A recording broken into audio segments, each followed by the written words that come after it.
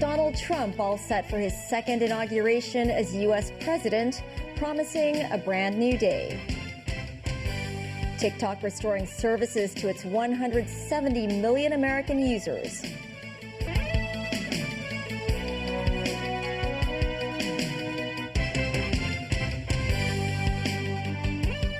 Hello and welcome to TVB News. I'm Melissa Hekalea.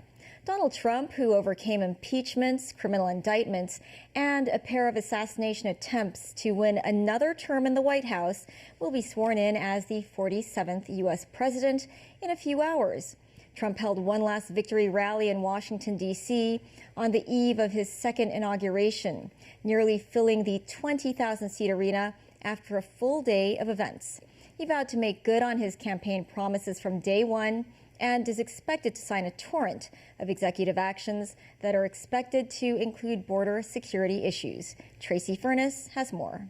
Where at least I know I'm free. U.S. President-elect Donald Trump used one last rally on the eve of his inauguration to again celebrate his election victory. Tomorrow at noon, the curtain closes on 4 long years of American decline, and we begin a brand new day of American strength and prosperity, dignity and pride. Bringing it all back. Once and for all, we're going to end the reign of a failed and corrupt political establishment in Washington, a failed administration. We're not going to take it anymore.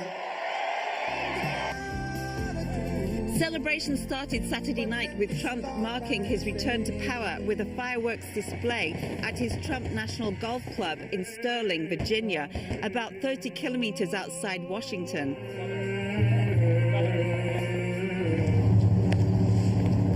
Trump and his running mate, J.D. Vance, also participated in a wreath-laying ceremony at Arlington National Cemetery before paying their respects with Gold Star families, immediate family members of those who served and died for the country.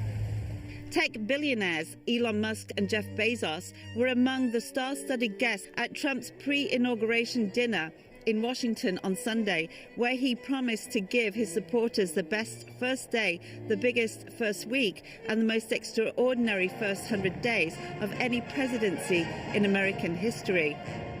Within hours of taking office, I will sign dozens of executive orders, close to 100 to be exact, many of which I will be describing in my address tomorrow. We will not waste a single moment in delivering on our promises to the people.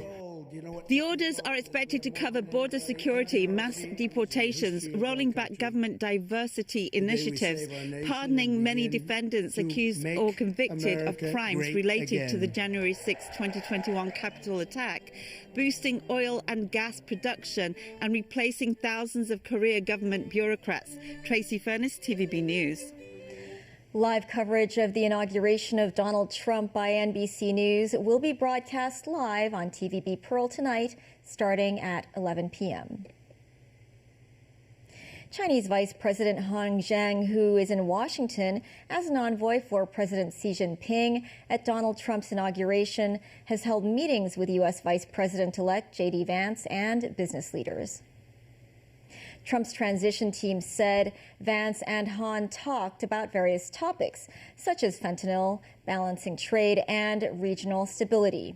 In a readout issued by the Foreign Ministry in Beijing, Han underscored the extensive common interests and space of cooperation shared between the two countries, despite some disagreements and frictions. He also met with Elon Musk and other business leaders, including representatives of the U.S.-China Business Council and the U.S. Chamber of Commerce in Washington. Pledging an improved business environment, Han welcomed foreign firms, including Tesla, to expand their investment in China. TikTok is restoring its services to 170 million users in the U.S. after Donald Trump said he would issue an executive order after taking over as president to give the short video app a reprieve. TikTok briefly went dark late Saturday before its ban was due to take effect. More from Danny Joe. It was a whirlwind weekend for TikTok. It abruptly shut down services in the United States late Saturday as the January 19th deadline of a ban or sale law loomed. But the popular short video app is back online 14 hours later. In its latest statement, the company said it is in the process of restoring service. TikTok credited US President-elect Donald Trump for providing the necessary clarity and assurance to its service providers so that they will face no penalties. Trump on Sunday promised to issue an executive order to delay the deadline of the ban and extend a liability shield to tech companies supporting TikTok. He also proposed a solution of setting up a joint venture that would include a 50% US ownership stake of the app. Trump stressed in a social media post that the proposal aims to reserve TikTok while addressing the national security concerns over its parent company's ties with China. By doing this, we save TikTok, keep it in good hands, he wrote. But TikTok's future is clouded with legal and political challenges. Some scholars pointed out the company's US business partners are taking divergent paths. While companies like Oracle and Akamai have restored service for TikTok, Apple and Google still aren't offering the app for downloads. TikTok has not yet responded to the joint venture solution proposed by Trump. This as Beijing called for market principles to dictate TikTok's fate. A foreign ministry spokesman said TikTok gained wide popularity in the US and it has played a positive role in boosting employment and consumption. She underscored that companies should make independent decisions on matters of business operations and acquisitions based on market principles. Danny Zhou, TVB News. The ceasefire in Gaza is holding on day 2. 90 Palestinian prisoners were released as 3 female hostages held by Hamas went back to Israel. The first phase of the agreement completed peacefully. Displaced residents are returning to parts of Gaza that were cut off during the conflict. David Garrett reports. Coming back to Khan Yunis, refugees returning home, displaced many times during the 15-month war, back to shattered homes to rebuild broken lives. Gaza is mostly rubble following the Israeli military invasion. There's no smoke or fire today, though. The ceasefire has held for more than 24 hours, with some of the hostages and prisoners freed. Blaring car horns, cheering chaotic crowds, Palestinians back in the West Bank having been released by Israel. The IDF warned Palestinians against public celebration. The request was ignored. People shouted, "God is great," as the first phase of the precarious period of peace begins. 90 prisoners, women and minors, set free, the first of 2,000 that should be released in the first part of the ceasefire agreement. Fireworks celebrated their return, the only explosions in Gaza on this. We must also remember the brave soldiers who risked their lives and those who paid the ultimate price to ensure that this moment of the hostages coming back home was possible. With the guns silent, more aid is able to finally pour into Gaza. Hundreds of trucks with supplies came in from Egypt. There is big challenges ahead of us. Roads will need to be cleared, shelters need to be set up, and supplies need to flow in. We hope that this will all be possible in the coming weeks, as well as the returns of hundreds of thousands of people.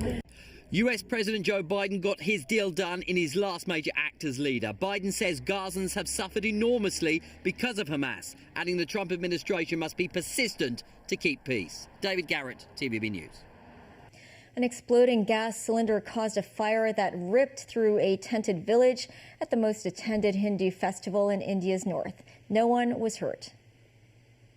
Around 20 tents were destroyed. Aerial shots show the massive blaze taking hold. The Mahakumbh festival is touted as the world's largest religious gathering and is held every 6 and 12 years based on the revolution of Jupiter.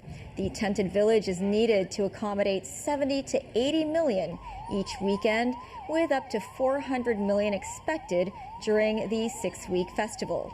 The aftermath showed a scorched area as security removed debris. Still ahead, 2 cleaning companies fined more than $22 million for price fixing in obtaining a work contract from the Housing Authority.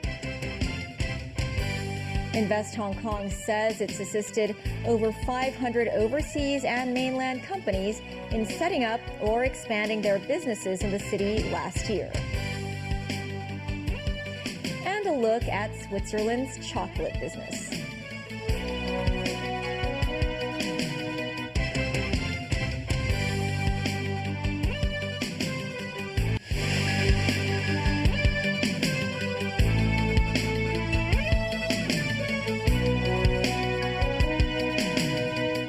Welcome back. Two cleaning companies were fined more than $22 million by the Competition Commission after they engaged in price fixing and obtained a $180 million contract from the Housing Authority. 3 members of the company's boards have been stripped of their titles for 24 months. Timothy Lee has the story. The incident took place in 2017 when staff of an outsourced cleaning contractor of Hoi Lai Estate in Chengsha Wan said their company demanded that they voluntarily sign resignation letters. They were then hired by a separate cleaning company and subsequently lost their severance pays and long service payments. The cleaning staff asked the Housing Authority to look into whether their labor rights had been infringed and check for possible connections between the former and current employers. Several of the cleaning staff also complained to the Competition Commission, accusing the 2 cleaning companies of price fixing when trying to obtain a cleaning service contract. The commission filed a lawsuit against the 2 companies and 3 board members in 2021, saying that they engaged in price fixing after they traded confidential commercial information in 17 tendered documents between 2016 and 2018. The total amount of money involved reached $180 million. A board member of the initial cleaning company accepted legal responsibility on January 30th last year and was subject to a fine of $11.3 million. He was stripped of his board member status for 24 months. 2 board members of the second cleaning company, who also accepted legal responsibility, had to pay a combined fee of over $10.9 million. Both were also stripped of their board member status for 2 years. The case marks the first incident involving 2 public cleaning companies, with the process taking 7 years to conclude. Timothy Lee, TVB News. The ceremonial opening of the legal year 2025 was held at City Hall this afternoon. Chief Justice of the Court of Final Appeal Andrew Chung inspected a ceremonial guard mounted by the Hong Kong police force at Edinburgh Place. In his opening remarks, Chung said, with the implementation of the national security law and the Safeguarding National Security Ordinance, there have been a number of high-profile and politically sensitive cases. He stressed that the courts will always adhere to the fundamental principles, including the presumption of innocence and the right to a fair trial. It is one thing to disagree with a legal provision or a court decision in applying it, but entirely another to suggest that the justice system has been undermined by political expectations or societal atmosphere. Courts are not arbiters of public opinion, nor are they an extension of the prosecution authority. To focus solely on high-profile cases concerning national security or public order, and to draw sweeping conclusions about the state of the rule of law or judicial independence in Hong Kong from such a narrow perspective is to misunderstand the full scope of the judiciary's role and work. The Hong Kong Observatory has forecast the weather will turn significantly colder next week, with minimum temperatures of about 11 degrees on January 28th, the day before the Lunar New Year. It was generally sunny and dry earlier today. A cold front is expected to cross the southern coast of China on Sunday, followed by a strong winter monsoon that will lead to a significant drop in temperature. It will be cold next Monday and Tuesday with a low temperature of 11 degrees. It's expected to reach 13 degrees on Lunar New Year's Day. The police will implement road closure measures in the Mong Kok Flower Market area starting today until the first day of the Lunar New Year.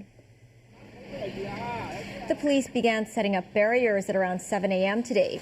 At 8 a.m., Flower Market Road, Yuen Ngai Street, and Yuen Po Street were closed to vehicles. Many residents are expected to visit the area to purchase flowers for the Lunar New Year. And the police will enforce crowd control measures based on the number of visitors. Authorities have urged the public to be patient, following police instructions, and enter the area in an orderly manner. Invest Hong Kong, the department responsible for attracting foreign investment, announced that it assisted 539 overseas and mainland companies to set up or expand their businesses in Hong Kong last year, which is 41% more than in 2023. The office expressed optimism that American companies will continue to be attracted to the city after Donald Trump begins his second term in office. Samantha Lee reports. Invest Hong Kong shared their work effort made in 2024. Last year, the investment promotion agency said they facilitated the setup of 539 foreign companies in the city, while bringing $67.7 billion of investment and creating some 6,800 job opportunities. Half of the new enterprises came from the mainland, followed by the US, France, the UK, and Singapore. Many of them viewed Hong Kong as a springboard for their entry into the mainland market. Some also showed interest in the Northern Metropolis Development Plan. The top sector among the assisted companies were innovation and technology, while those engaged in fintech and family offices were also included. The office noted that despite the uncertainties in global economy this year, they would continue to encourage companies settled in Hong Kong to broaden their investment. They also expressed confidence in Hong Kong's appeal as a financial center for American firms. Mr. Donald Trump will be inaugurated later today, Hong Kong time. Now, of course, there are still uncertainties about the overall global geopolitical situation, and it remains to be seen what would the new administration's directions would be. But as could be clearly seen in the numbers of 2024, the U.S. companies have always been a very major source of investment when it comes to Hong Kong, because in the end, American companies are very pragmatic as well as very practical, and the growth is in Asia and in mainland China and the greater Asia as a whole. Alpha Lau also said her office will continue to explore markets in places along the Belt and Road to assist local companies in expanding their regional operations via Hong Kong. Samantha Lee, TVB News. Swiss chocolatiers have set up shop in Hong Kong as the city is seen to have high potential in the chocolate sector. World-renowned for its quality, Swiss chocolate has record sales exceeding $10 billion annually and comes with a well-developed supply chain. Timothy Lee tells us more. With the name well known among Hong Kong residents, this chocolate company has established a museum in Zurich aimed at telling visitors its origins. Several museums like this exist across the Alpine country and is a source of pride for local residents. I like it. It's a good aroma. But it's not just all talk, as the Swiss's love for the confectionery has set world records. With a population of just around 9 million, the average person in Switzerland consumes some 12 kilograms of chocolate annually. We grow up with chocolate. Also because the milk chocolate is outstanding. We invented this in the 1900s. The Swiss people were also pioneers in making milk chocolate and chocolate in general. We invented a lot of machineries to make quality chocolate. Born in Hong Kong and raised in Switzerland, Raphael's father started a chocolate factory in the former, which influenced his son to join the chocolatier profession. According to a Swiss Chocolate Association, sales of the confectionery in 2023 reached 1.9 billion Swiss francs, or around 16 billion Hong Kong dollars, with exports having accounted for 60%.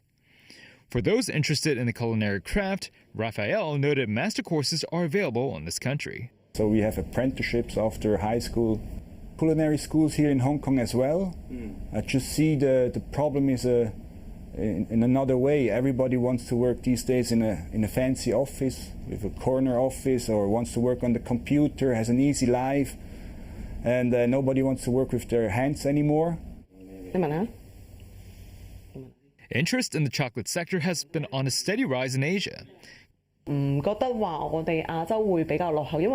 Christy, a chocolate taster in Hong Kong, said she doesn't think Asia lags behind the West in their knowledge of chocolate. She added that the city could consider developing the study of chocolate into an independent scientific field, which could foster economic potential and a new generation of talent. Timothy Lee, TVB News. That's the news. Thanks for watching. Pearl Magazine is up shortly. See you then.